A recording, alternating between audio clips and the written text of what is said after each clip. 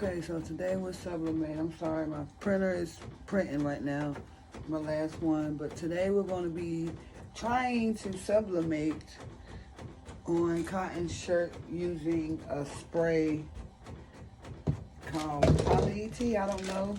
Poly T. Okay. No way, shape, form am I sponsoring any of this. I'm just trying it out myself. Okay. So we have two of the exact same images here for sublimation. And we're going to see what's the difference between using this and not using this. Okay. So they say we're supposed to use what's that? Parchment paper, but hey, we shall see. I don't have any. But I just like to cut that out. Just the image. We got two of the same images. This is how my printer printed it out. Sublimation. I'm using the Epson Workforce 7710 for sublimation. Works pretty decent with sub A print paper, A sub print paper. Okay. So what we're gonna do is, of course, we wanna get this out the way so I can get this set up.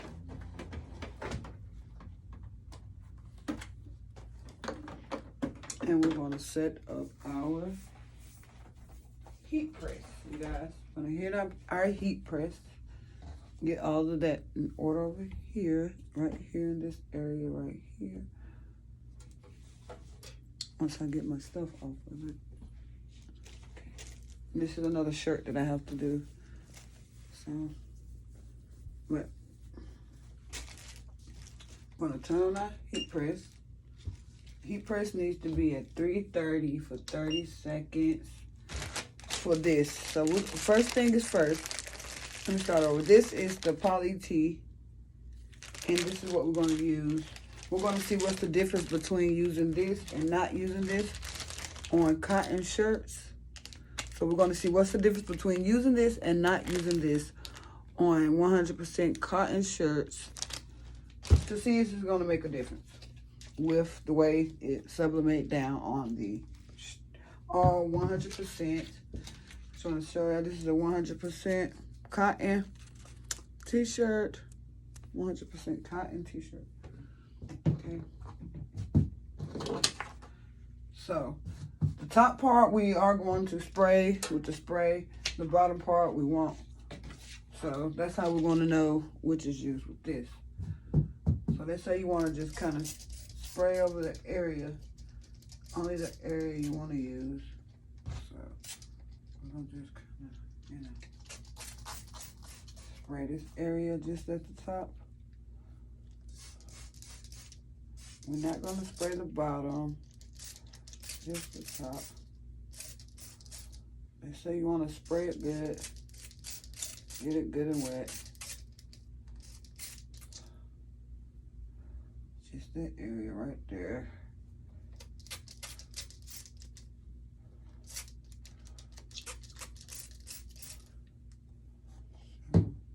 They say you want to use like a roller or cotton roller. I don't have one, so we're going to just kind of press it in there.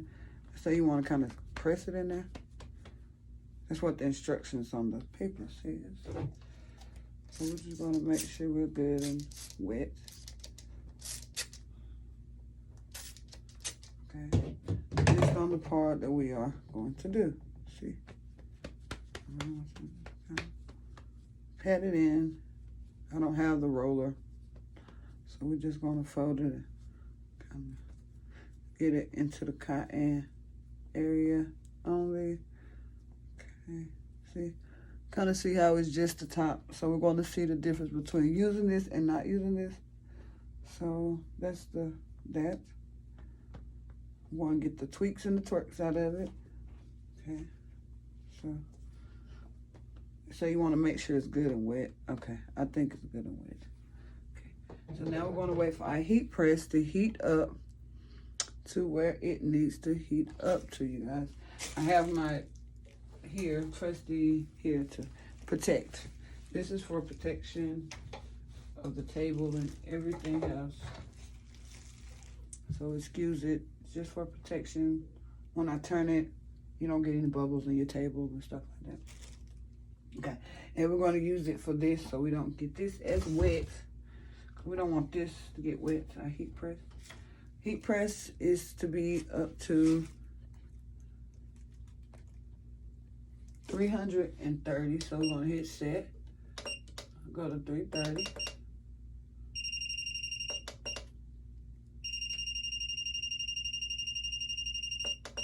For 30 seconds. Set. Okay, so we're at 330 for 30 seconds. That's where we are. They say you want to spray it. We sprayed it. Now we're just waiting on our heat press to heat up. I don't know what kind of heat press this is. It's one off Amazon. I don't know what brand. I'm not recommending it. I want a new one. I don't know. I'm not downing it, not recommending it. I'm not doing anything. But this is just the heat press I'm using. Okay. So, okay. I'm going to get this. And of course, we're just waiting on our heat press to heat up. So, that's what we're waiting on right now.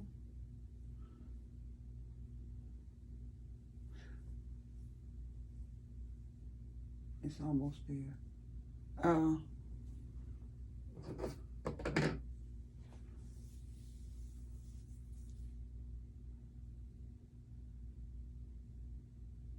Okay, so I'll probably skip and come back once it heat all the way up. You guys, skip through it.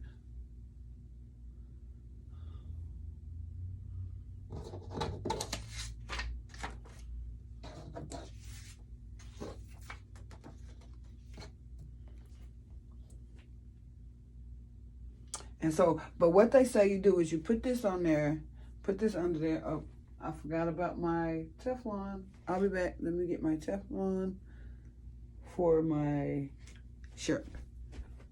Be right back.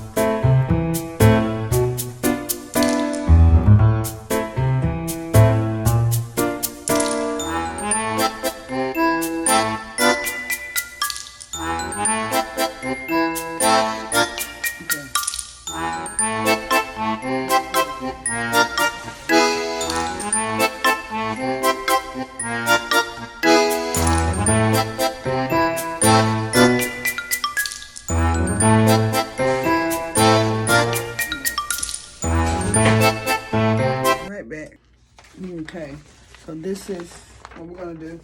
Where heat press is heated up to where it's supposed to be. So now we're gonna just sit our shirt under our heat press, and I'm sorry, it's loud. Let me pull my heat press out from the wall.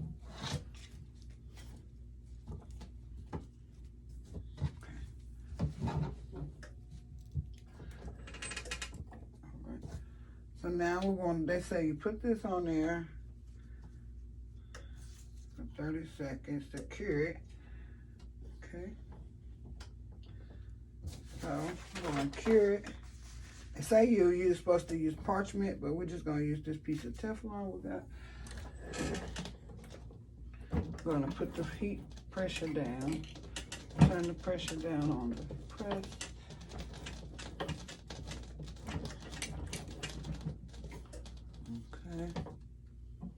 After you turn it on the press, push it down, and they say you'll see smoke. So you should start to see steam. There you go. You see it? See the stain?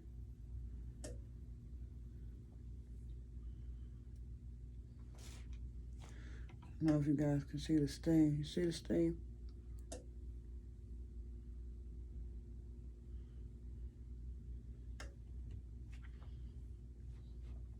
And they say 30 seconds.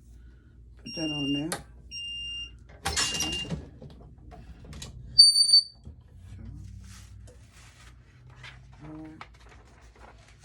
Well, it did change the way of the shirt. If you look, the shirt, I don't know if you got, but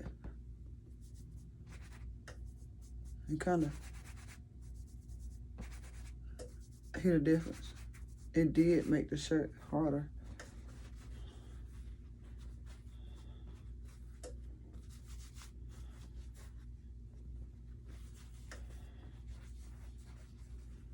So it did make the shirt harder. And then they say you're supposed to spray it again, just a little bit. Not as much as the first time, just a little bit for the second time, they say. And then they say you set it back under there for 15 seconds.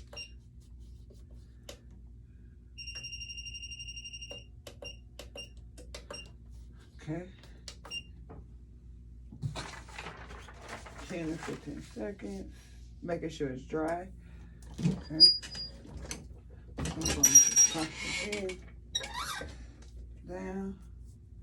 And then to sublimate, we're going to raise the heat up to between 390 and 410-ish for this particular one. Other heat presses are different, so I suggest you just learn your heat presses as you buy them. All of them are different with the heat element wise. So that's kind of feels dry. They say, want to make sure it's dry. It's dry. So now we're going to take this one and sit it on the part where we did put the stuff on there. And I like to pull this out and place my shirt on it. It just works better. I'm gonna do it like that. Probably should have pressed this part of the shirt out.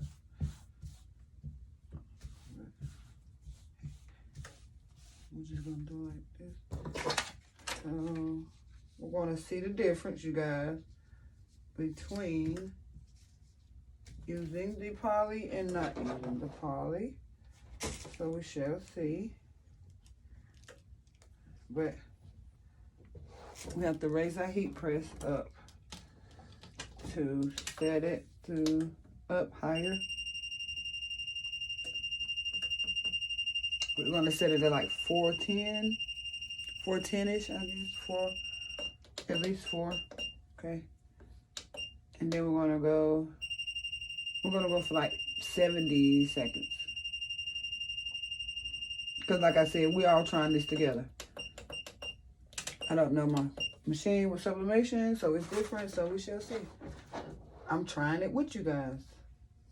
Hey, we mess up together. That's the joys of having people like me do stuff. Where, hey, let's mess up together. Let's see what we do and we don't do together. Okay, so that's on the part that does have it. That's on it that does not have it. Okay, then you want to get your Teflon. I have heat tape, but I can't find it, so I won't be using it today. Just hope my image doesn't move.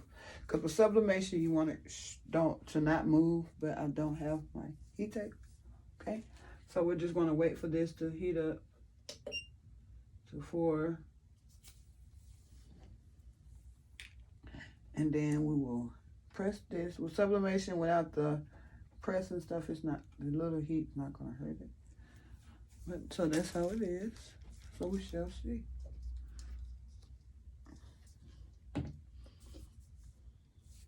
Looks as if the shirt is burning.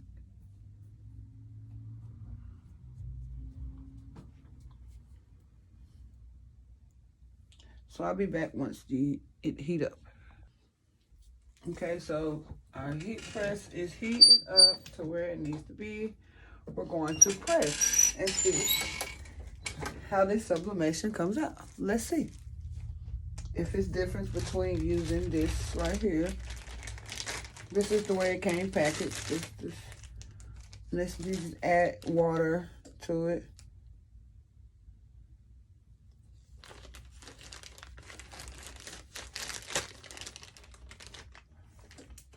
Three ounces made 4 ounces. So I added 3 ounces of this and 1 ounce of water and made a mixture. And now we're just going to heat press it and see how the sublimation works.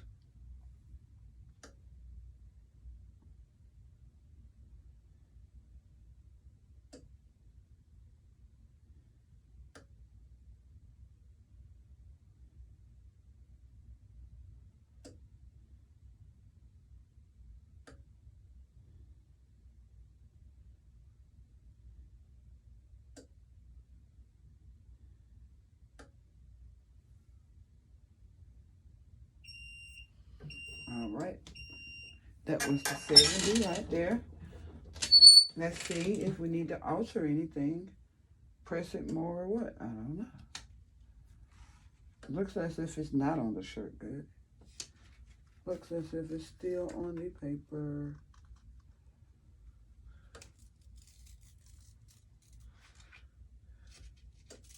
Okay, so let's see. This is the look.